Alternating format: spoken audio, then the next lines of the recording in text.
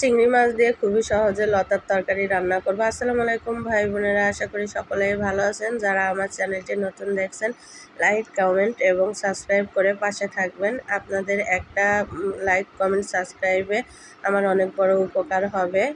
আর এই যে দেখেন, আমি কিন্তু পেঁয়াজটা তেলের ভিতর ভাজি করে নিয়ে এখানে দিয়ে দিয়েছি কাঁচামরিচ, আর দিয়েছি হলুদ গুঁড়ো, জিরা গুঁড়ো, আর সাথে কাঁচামরিচ বাটাও দিয়েছি যেন ঝালটা কম না হয়।